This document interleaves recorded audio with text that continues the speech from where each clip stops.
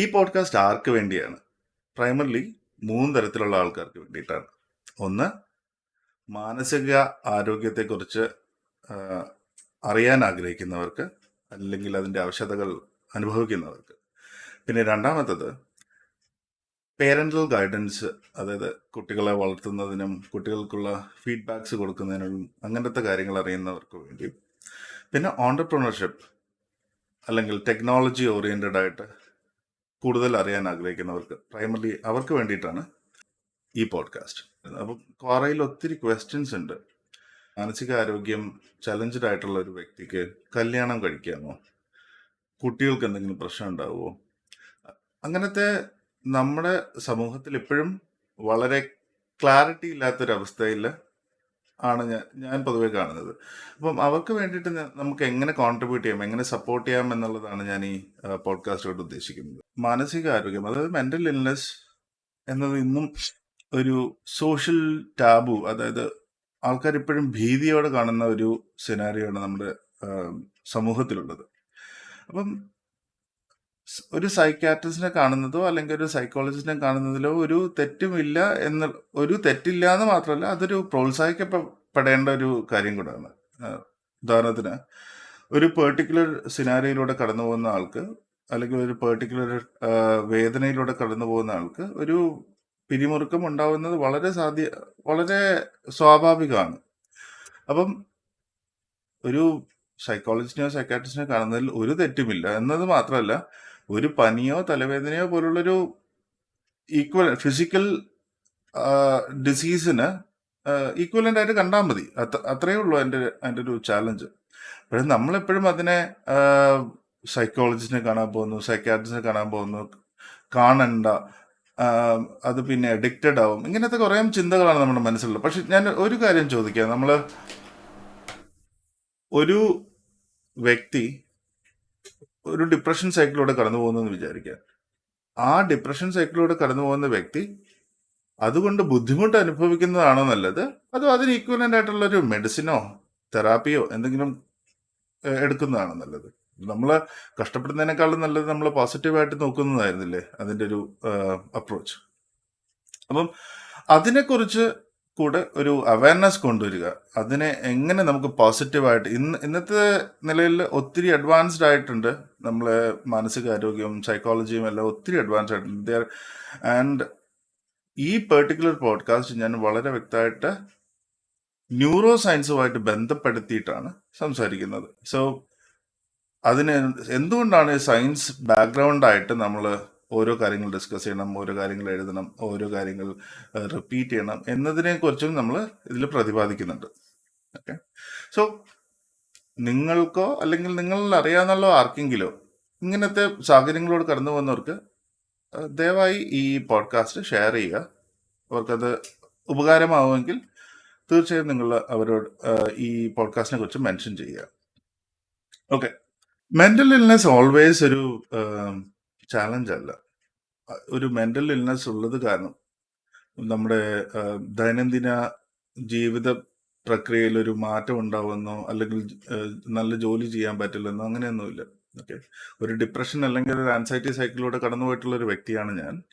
അപ്പം എനിക്കതിൻ്റെ വളരെ ആ ഒരു പെർട്ടിക്കുലർ ഇഷ്യൂ ഉള്ളത് കാരണം, ഒരു ഡിപ്രഷൻ സൈക്കിൾ ഉണ്ടെന്നത് കാരണം എനിക്ക് ഒരു പെർട്ടിക്കുലർ ടാസ്ക് ചെയ്യാൻ പറ്റിയില്ല എന്നൊന്നും എനിക്ക് എൻ്റെ ജീവിതത്തിൽ ഇതുവരെ അങ്ങനെ തോന്നിയിട്ടില്ല. പക്ഷെ ഈ പറഞ്ഞത് കൊണ്ട് ഒരു മെന്റൽ ഇൽനെസ് ഉള്ള ഒരു വ്യക്തിക്ക് എല്ലാ കാര്യങ്ങളും എല്ലാം നല്ല രീതിയിൽ ചെയ്യണമെന്നൊന്നും അല്ല ഞാൻ ഉദ്ദേശിച്ചത്. പക്ഷെ നമ്മൾ ജനറലി കാണുന്ന വരുന്ന ഒരു ആൻസൈറ്റി, ജനറലി കാണുന്ന ഒരു ഡിപ്രഷൻ, ഇതൊന്നും നമ്മളെ പൂർണ്ണമായും തളർത്തുന്ന രീതിയിലുള്ള കാര്യങ്ങളല്ല.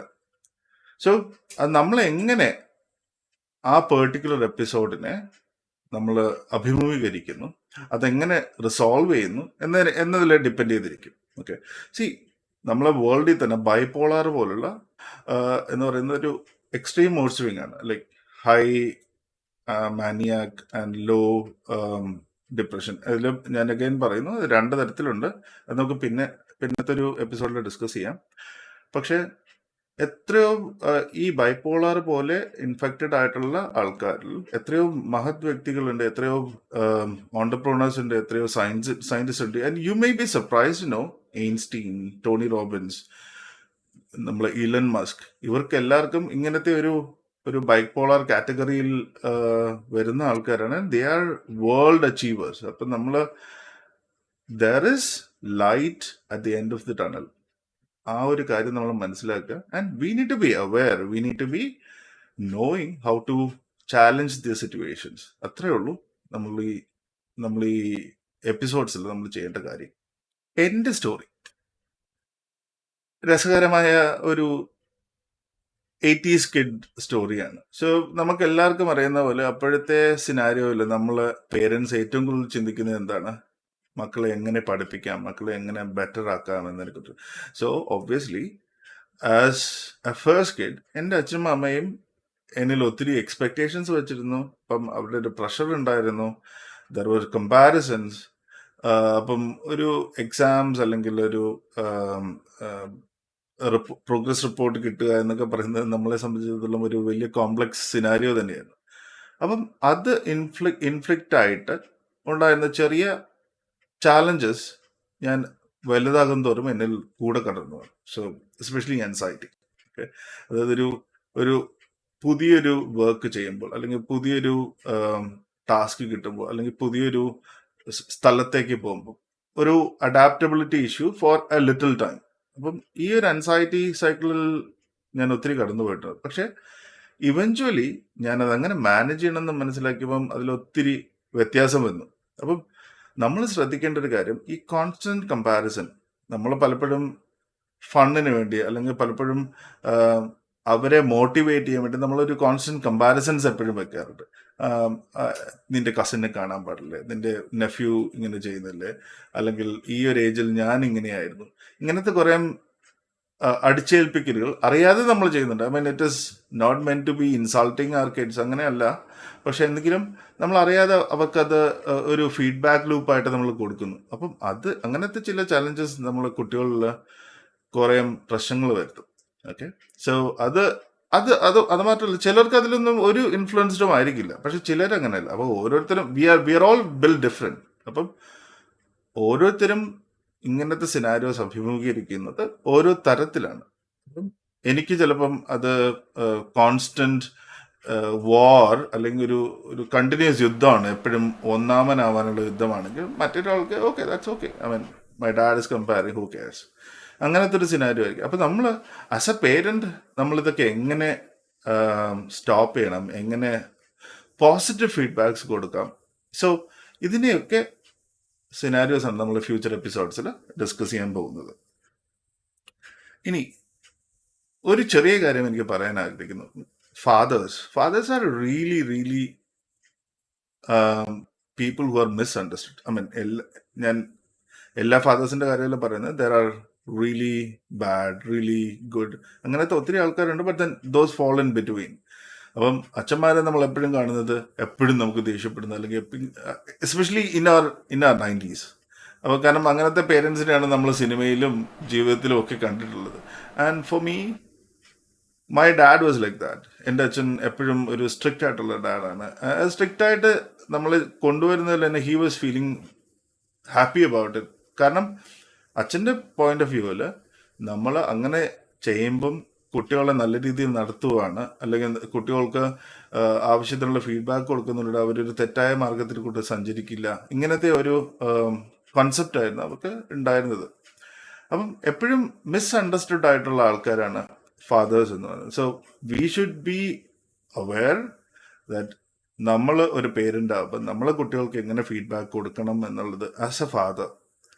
And I being A father of 2 young kids, I am very concerned. എങ്ങനെയാണ് ഞാൻ അവരോട് ഇടപഴകേണ്ടത്, എങ്ങനെയാണ് അവരോട് ഫ്രണ്ട്ലി ആയിട്ട് പെരുമാറേണ്ടത്, അവരുടെ കോൺഫിഡൻസിന് എങ്ങനെ ബൂസ്റ്റ് ചെയ്യണം. അപ്പം ഇതിനൊക്കെ വേണ്ടിയിട്ട് എൻ്റെ ജീവിതത്തിൽ ഉൾക്കൊള്ളാൻ വേണ്ടിയിട്ട് ഞാൻ ഒത്തിരി റിസർച്ച് ചെയ്തു. ആ റിസർച്ചാണ് ഞാനിപ്പോൾ നിങ്ങൾക്ക് പറഞ്ഞു തരാൻ പോകുന്നത്. ഞാൻ ഈ ഇനിഷ്യൽ പറഞ്ഞ പോലെ ഈ ഒരു കോൺസ്റ്റന്റ് കമ്പാരിസൺ എന്നെയും ഒരു ഡിഫിക്കൽട്ട് സിനാരിയോയിലൂടെ കൊണ്ടുപോയിട്ടുണ്ട്.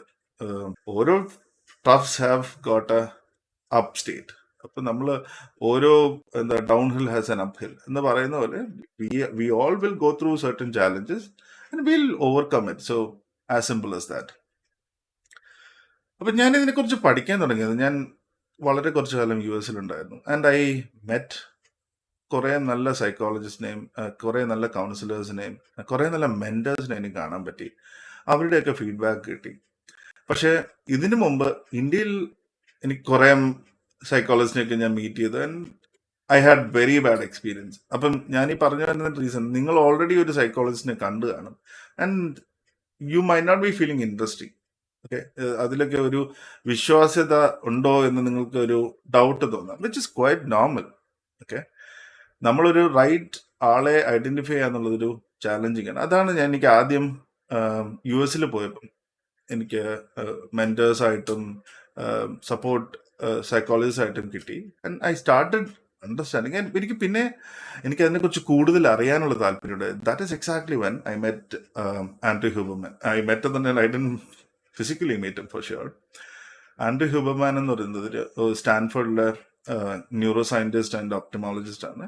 And I would really recommend, നിങ്ങളിൽ ആരെങ്കിലും അദ്ദേഹത്തിന്റെ പോഡ്കാസ്റ്റ് കാണാൻ കണ്ടിട്ടുള്ളവരാണെങ്കിൽ നിങ്ങൾക്ക് അറിയാം, കാണാത്തവരാണെങ്കിൽ നിങ്ങൾ തീർച്ചയായും പോയി കാണാം. ഞാൻ ഈ പറയുന്ന എൻ്റെ ഈ പോഡ്കാസ്റ്റിൽ പറയുന്ന പല കാര്യങ്ങളും അദ്ദേഹത്തിന്റെ പോഡ്കാസ്റ്റിൽ ഓൾറെഡി പറഞ്ഞതായിരിക്കും.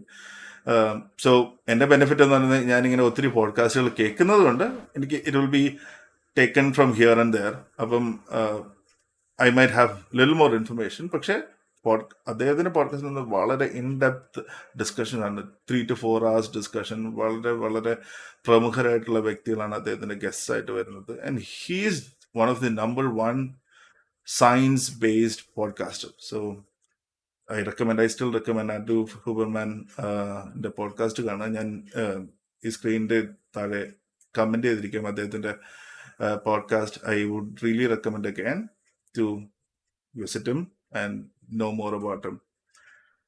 പിന്നെ നമ്മൾ വേറൊരു കാര്യം ശ്രദ്ധിക്കേണ്ടത്, ഇന്ത്യയുടെ ഒരു കൾച്ചറൽ ഹെറിറ്റേജ്. ഓക്കെ, നമ്മൾ ചെറിയ പ്രായത്തിൽ തന്നെ നമ്മൾ അറിയാതെ നമ്മൾ കുറെ നല്ല കാര്യങ്ങൾ ചെയ്യുന്നുണ്ടായിരുന്നു. പക്ഷെ അതൊക്കെ നമ്മൾ റിലേറ്റ് ചെയ്തത് എപ്പോഴും ദൈവത്തിനോട് ബന്ധിപ്പിച്ചുകൊണ്ടാണ് നമ്മൾ പല കാര്യങ്ങൾ ചെയ്തത്. അതിന് എനിക്ക് തോന്നുന്നത് culturally if you relate something to God, നമ്മൾ റിപ്പീറ്റ് ചെയ്യാൻ സാധ്യത ഉണ്ടാവണം എന്നാണ്.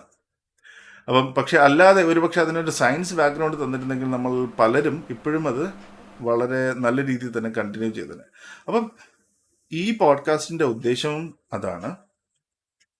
നമ്മൾ ചെയ്തു പോകുന്ന ചില കാര്യങ്ങൾ, അതിന്റെ പോസിറ്റീവ് ആസ്പെക്ട്, അതിന് നമ്മൾ മാനസികമായി എങ്ങനെ ഹെൽപ്പ് ചെയ്യുന്നു, അല്ലെങ്കിൽ നമ്മളെ ഫിസിക്കിന് എങ്ങനെ ഹെൽപ്പ് ചെയ്യും, ശാരീരികമായി അതെങ്ങനെ ഹെൽപ്പ് ചെയ്യുന്നു എന്നതിനെ കുറിച്ച് നമ്മൾ ഇതിൻ്റെ ഒരു ഡീപ്പ് ഡൈവ് ചെയ്യും. ഓരോ എപ്പിസോഡ്സിലും നമുക്ക് ഇന്ത്യൻ ഈക്വലന്റ് ആയിട്ട് നമ്മൾ അറിയാതെ ചെയ്യുന്ന കാര്യങ്ങൾ, ഒരുപക്ഷെ എന്താ പറയാ, നമ്മൾ വെളുപ്പിന് എഴുന്നേറ്റ് അമ്പലക്കുളത്തിൽ പോയി മുങ്ങിക്കുളിക്കുക, ഇങ്ങനത്തെ കുറെ കാര്യങ്ങൾ ഇത് എങ്ങനെ പോസിറ്റീവായിട്ട് നമ്മളെ എഫക്ട് ചെയ്യുന്നു എന്നുള്ളതും കൂടെ നമ്മൾ കാണാൻ പോവുകയാണ്. Okay, so time to go. There are most important things, most exciting things to come back to this podcast. നമ്മളെ ബ്രെയിനെ കുറിച്ചറിയാം, ബ്രെയിനിന്റെ കെമിക്കൽസിനെ കുറിച്ചറിയാം, എങ്ങനെയാണ് ഈ കെമിക്കൽസ് നമ്മളെ ബ്രെയിനിനെ എങ്ങനെ പോസിറ്റീവായിട്ട് ഇൻഫ്ലുവൻസ് ചെയ്യുന്നു. ഓക്കെ, പിന്നെ മെന്റൽ വെൽബീയിങ്, അതായത് ഒരു മാനസികാരോഗ്യം എങ്ങനെ ഇംപ്രൂവ് ചെയ്യാം എന്നതിനെ കുറിച്ച് നമ്മൾ ഇതിൽ ഡിസ്കസ് ചെയ്യും. പിന്നെ what are the best practices, what are the little tools, നമുക്ക് ₹1 ചെലവില്ലാതെ നമുക്ക് എന്ത് തരം ടൂൾസ് ഉപയോഗിച്ച് നമ്മുടെ മെന്റൽ വെൽബീയിങ് ഇംപ്രൂവ് ചെയ്യാം. ഓക്കെ, പിന്നെ ഇതിന്റെ ഭാഗമായിട്ടാണ് ഞാനൊരു പുതിയൊരു ഒരു ഇനിഷ്യേറ്റീവ് സ്റ്റാർട്ട് ചെയ്യുന്നത്, something called hope framework. Okay, hope framework എന്ന് പറയുന്നത് നമ്മുടെ മാനസികമായ ചാലഞ്ചസിലൂടെ കടന്നു പോകുമ്പോൾ നമ്മൾ എങ്ങനെ ഇതിനെക്കുറിച്ച് മനസ്സിലാക്കാം, എങ്ങനെ ഇംപ്രവൈസ് ചെയ്യാം എന്നതിനെക്കുറിച്ച് ഞാൻ ഒരു ഡീപ്പ് അണ്ടർസ്റ്റാൻഡിങ് ആൻഡ് സ്റ്റഡി അതിനെ ഡോക്യുമെന്റ് ചെയ്യുന്നുണ്ട്. So we'll also discuss that in every episodes. പിന്നെ CBT ആൻഡ് ACT ടെക്നിക്സ്, അതായത് CBT cognitive behaviour therapy and ACT acceptance therapy, ഇതിൻ്റെയൊക്കെ ടെക്നിക്സ് എന്താണ്, ഇതെങ്ങനെ നമുക്ക് ഉപയോഗിക്കാം, ഓക്കെ, ബ്രീതിങ്ങിന്റെ സ്റ്റൈല്, യോഗനിദ്ര, NSDR, ഇതെല്ലാം നമ്മൾ ഡീറ്റെയിൽ ആയിട്ട് കാണുന്നുണ്ട്, ഡീറ്റെയിൽ ആയിട്ട് സംസാരിക്കുന്നുണ്ട്. And that is all for this episode, for this introductory episode from Tech Talk and Tales. Keep visiting back, and like I always say, recommend it to your friends if they are interested in it, and keep coming back. Thank you.